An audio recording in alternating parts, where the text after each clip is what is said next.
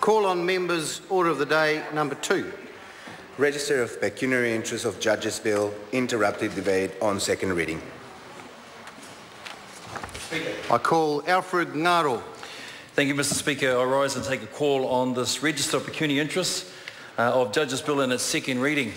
Mr. Speaker, in the previous bill that has just passed, I talked about it is the opportunity of all members of this House with the hope that they may have a private member's bill drawn from the ballot. And what that does do is that it means that a Member of Parliament can champion a cause.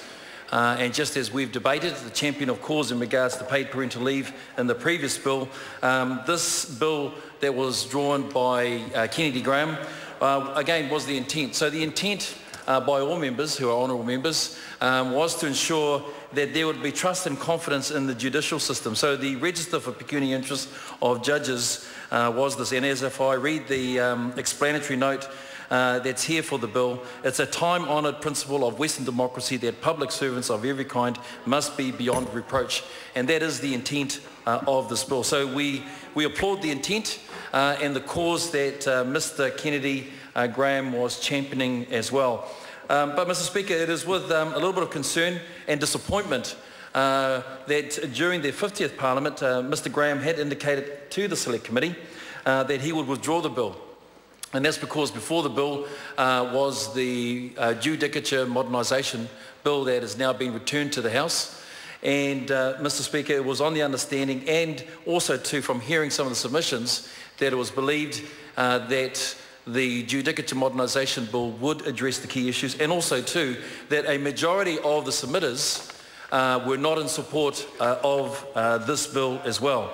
So, Mr. Speaker, it is with, I suppose, some disappointment because instead of withdrawing the bill, the Greens are now making Parliament, in a sense, take time on a second reading in which they even know that they won't pass, because it's with overwhelming majority that the judiciary and the judicial system believe that this is a bill that is not needed. However, we're here today to still continue to debate this in its second reading. Mr. Speaker, I just want to make some background remarks. There may be others and constituents that are listening and trying to understand how this bill came to pass and what was the intent. And again, the intent was true.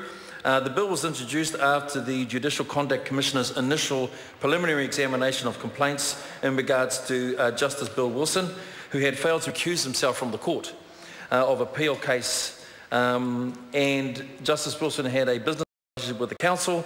At that time, he'd resigned before the Commissioner could conduct a further preliminary examination. So this was the test case.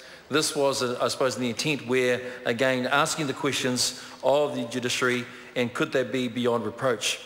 The Register for Pecuniary Interest is similar to that which members of Parliament are having to complete, their own Register for Pecuniary Interests. We have a responsive and effective justice system which is key to our priority in delivering a better public service for New Zealand. And so, Mr. Speaker, again, we must ask the question, is trust and confidence here for the public in regards to the judicial system? So with that, Mr. Speaker, just a couple of notes I want to make. National does not believe a Register of Pecuniary Interests is the right mechanism to avoid conflicts of interest. In fact, in March 2011, the Law Commission released an issues paper which examined the possibility of a Register of Judges' Pecuniary Interests. The paper set out, in fact, it became an international paper that was reflective of both the New Zealand, England and Wales judiciary, and also to describe key features of financial registers in the United States, India and South America. The Law Commission strongly recommended in its final report that a Register of Pecuniary Interest should not be established in New Zealand. The concerns around the public register of assets and the financial information could compromise judges' privacy and in some cases safety, and also expose them to external pressures. We believe, as the government, that the current ethical codes and common law around when judges should recuse themselves from cases are satisfactory.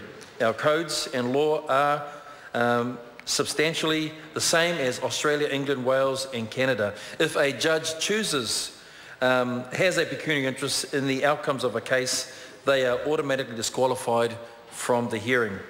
And if there is doubt, the judge has a duty to disclose this. Failure to disclose this as a conflict can amount to misconduct and a complaint to the Judicial Conduct Commissioner. Mr. Speaker, this is what happened in the Saxmere case with Justice Wilson. Was accused of bias, should have recused himself, and after complaints were lodged, Justice Wilson resigned as well. And that's an example of a test case in which shows that the system was working. The checks and balances that were important were in fact in effect as well and were working.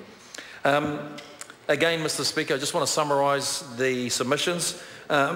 Generally, most of the submissions did not support the bill. And it was noted again a lack of evidence of public confidence. In fact, what we saw was quite the opposite. There was confidence in the judiciary system, and again it's reflected when we look at the system of law. We are really privileged to be able to have, I suppose, a low crime rate of in the 35 years, I think it is. And again, just want to acknowledge the previous minister here, Judith Collins, just for her work and her leadership in that regard, for us to achieve such a result for the safety and care and well-being of all New Zealanders. Mr. Speaker, just in summarising some of my points, there were also suggestions the register would be unwanted intrusion into the personal affairs of judges, and we've seen the impact that that could have. The bill does require returns of pecuniaries from judges and does establish a register for these returns. We believe this bill will in fact be detrimental to the role that judges play to be impartial. Mr. Speaker, one of the things I think that's also important that came out is that our existing law with appeal processes, the guidelines for judicial conduct, the judicial complaints process, the bench protocols is sufficient to address any conflicts that may arise. National is already modernising our courts. National is modernising legislation to overhaul our courts and bring the justice up to speed with the 21st century. We've, in the last 2 weeks, had the reading of the Judicature Modernisation Bill before the House to change the legislation governing how New Zealand's courts are arranged and operate. It implements reforms responding to the Law Commission's report and the review of the Judicature Act of 1908 towards a Consolidated Courts Act as well. Our proposals aim to improve the flexibility, the responsiveness and transparency of New Zealand court system, again adding confidence that we believe that has been challenged by this bill for the New Zealand court system. This government wants to move from a system focused on paper and buildings to one focused on victims and customers, and which makes the best use of new technology. People can now pay fines online and lodge claims and counterclaims with disputes tribunal. We've reformed the family court, including a new family dispute resolution service to support those who need help to solve their parenting and guardianship disputes out of court. We're calling defendants sitting up front in the courtroom, not in the dock, watching their own case. Mr. Speaker, I stand again as being part of the Justice and Electoral Select Committee. I want to acknowledge our chair, Scott Simpson, who led us ably through the submission process. And I believe that we came to a fair and amicable resolve. And again, we felt that we'd had that negotiation with the sponsor of the bill. And so it is with some disappointment that the bill is continuing on. However, it is in the second reading in the House. On this side of the House, we do oppose this bill. We feel that the current checks and balances that are there are adequate enough to meet the needs of trust and confidence in the court system. Mr. Speaker, on behalf of the government, we oppose this bill to the House. Excellent.